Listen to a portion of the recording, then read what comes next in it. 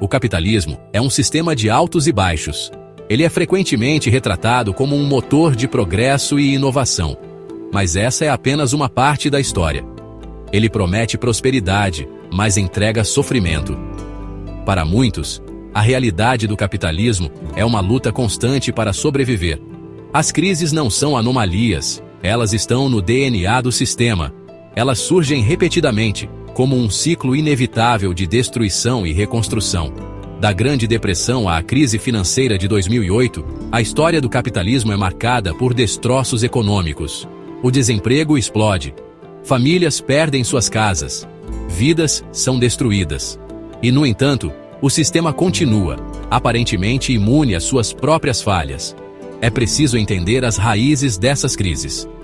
Elas não são meros acidentes, mas sim resultados previsíveis de um sistema que prioriza o lucro acima de tudo. Só assim podemos desafiar o sistema e construir um futuro melhor.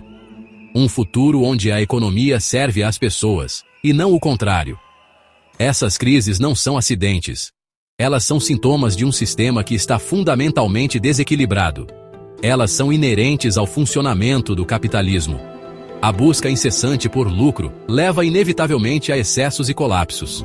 Para entender o porquê, precisamos mergulhar na poderosa análise de Karl Marx sobre o capital. Marx nos oferece uma lente através da qual podemos ver as falhas estruturais do sistema. Sua obra ilumina os mecanismos internos do sistema e revela as raízes de sua instabilidade. Ele nos mostra que as crises são inevitáveis, mas também que outro mundo é possível. Ao compreender as ideias de Marx, podemos traçar um caminho rumo a uma sociedade mais justa e igualitária. Uma sociedade onde a economia está a serviço de todos, e não apenas de alguns poucos privilegiados. No coração do capitalismo está o conceito de valor. Mas o que é valor? Frequentemente pensamos nele como o preço que pagamos por bens e serviços. No entanto, Marx distinguiu dois tipos de valor: valor de uso e valor de troca. Valor de uso se refere à utilidade prática de um objeto.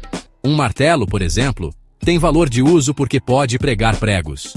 Valor de troca, por outro lado, representa o valor de uma mercadoria em relação a outras no mercado. Ele é expresso em termos de dinheiro. Por exemplo, um martelo pode ser trocado por 10 pães. Mas o que determina essa relação de troca? Marx argumentava que o trabalho é a chave. Marx reconheceu que as mercadorias são produtos do trabalho humano. No entanto, ele foi além, distinguindo entre trabalho concreto e trabalho abstrato. Trabalho concreto se refere às habilidades e ao esforço específicos envolvidos na produção de um bem específico, como o trabalho de um marceneiro fazendo uma mesa. Trabalho abstrato, em contraste, é o trabalho considerado puramente como gasto de energia humana, independentemente de sua forma específica. Quando trocamos bens no mercado, estamos essencialmente igualando diferentes formas de trabalho abstrato. O valor de uma mercadoria, argumentava Marx, é determinado pelo tempo de trabalho abstrato socialmente necessário para produzi-la. É aqui que a exploração entra em cena. Os capitalistas compram a força de trabalho como qualquer outra mercadoria. Eles pagam aos trabalhadores um salário por seu tempo e esforço. No entanto, os trabalhadores produzem mais valor durante sua jornada de trabalho do que recebem em salários. Essa mais-valia é a fonte do lucro do capitalista. Essa extração de mais-valia é a essência da exploração capitalista. A classe capitalista lucra não por contribuir com o trabalho em si, mas por se apropriar do trabalho não pago da classe trabalhadora. Essa dinâmica impulsiona a busca incessante pelo lucro e a acumulação de capital nas mãos de poucos. Seção 5. A propulsão da acumulação. A composição orgânica do capital. O capitalismo é caracterizado por uma busca constante pela acumulação de capital. Essa busca é alimentada pela competição entre capitalistas, que buscam expandir sua participação no mercado e aumentar seus lucros.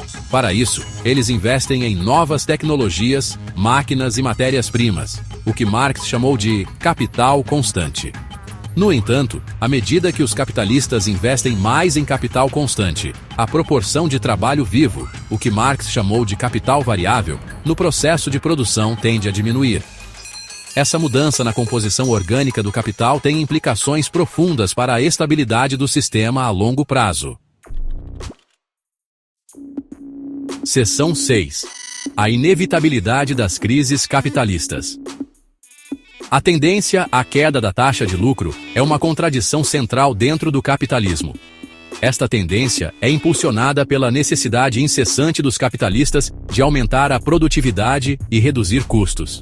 À medida que os capitalistas investem mais em capital constante, como máquinas e tecnologia, e menos em capital variável, ou seja, trabalho humano, a taxa na qual eles podem extrair mais-valia do trabalho vivo diminui.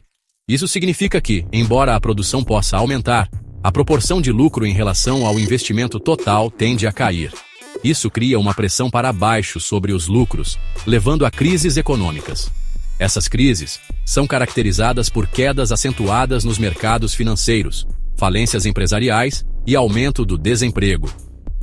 As crises não são meras interrupções, são parte integral de como o capitalismo se reestrutura. Durante esses períodos, a economia passa por uma transformação significativa, onde setores inteiros podem ser reconfigurados ou eliminados. Durante as crises, empresas vão à falência, ativos são desvalorizados e o desemprego aumenta. Isso resulta em um sofrimento considerável para os trabalhadores e suas famílias, que enfrentam a perda de renda e segurança. Isso cria as condições para uma nova rodada de acumulação, à medida que os capitalistas sobreviventes compram ativos desvalorizados e colocam as pessoas de volta ao trabalho, muitas vezes com salários mais baixos. Este ciclo de crise e recuperação é uma característica inerente do sistema capitalista, perpetuando a desigualdade e a instabilidade econômica. Seção 7. O paliativo espacial. A expansão geográfica do capitalismo. O capitalismo não se limita às fronteiras nacionais. É um sistema global, em constante busca por novos mercados, recursos e oportunidades de lucro. Essa busca por expansão geográfica, o que eu chamo de paliativo espacial, é essencial para adiar crises e manter o dinamismo do sistema. No entanto, essa expansão geográfica não é isenta de suas próprias contradições. Ela frequentemente leva à exploração de trabalhadores em países em desenvolvimento, à degradação ambiental e a conflitos geopolíticos, à medida que capitalistas e nações competem pelo controle de recursos e mercados. Seção 8. Capital fictício. O reino sombrio das finanças. Em sua busca incessante pelo lucro, o capitalismo desenvolveu instrumentos e mercados financeiros cada vez mais complexos. Embora essas inovações financeiras possam facilitar a atividade econômica, elas também criam novas vias para especulação e instabilidade. Marx se referia a esse reino de especulação financeira como capital fictício. O capital fictício representa reivindicações sobre valor futuro que podem ou não se materializar. O perigo surge quando essas reivindicações se desprendem da economia real de produção e consumo. Isso pode levar a bolhas de ativos, crises financeiras e a uma maior concentração de riqueza nas mãos de uma minúscula elite financeira. Seção 9. Rumo a um novo horizonte. Desafiando os limites do capital. A análise de Marx sobre o capital fornece uma lente poderosa para entender as contradições e crises inerentes ao capitalismo. Sua obra, O Capital, é uma crítica profunda e detalhada do sistema capitalista, revelando como ele opera e as consequências de sua lógica implacável de acumulação de riqueza. Ela revela as desigualdades profundas, a exploração e a destruição ambiental que o sistema gera. Marx argumenta que o capitalismo, em sua busca incessante por lucro, inevitavelmente leva à degradação do meio ambiente e à exploração dos trabalhadores. Mas a obra de Marx não é simplesmente sobre crítica, é sobre transformação. Ele nos desafia a imaginar e lutar por um mundo diferente, onde a economia serve às pessoas e não o contrário. Ao entender a dinâmica do capital, podemos desenvolver estratégias para desafiar seu poder e criar um futuro mais justo e sustentável. Isso envolve repensar nossas prioridades e valores, colocando o bem-estar humano e ecológico acima do lucro. Isso exige a construção de movimentos sociais, o desafio ao poder corporativo e a concepção de sistemas econômicos alternativos que priorizem as necessidades humanas e o bem-estar ecológico, em detrimento da busca interminável pelo lucro. Precisamos de uma economia que valorize a justiça social e a sustentabilidade ambiental. A luta por um mundo melhor continua. Cada ação, cada protesto, cada iniciativa comunitária é um passo em direção a um futuro mais equitativo e sustentável. Juntos, podemos desafiar os limites do capital e construir um novo horizonte.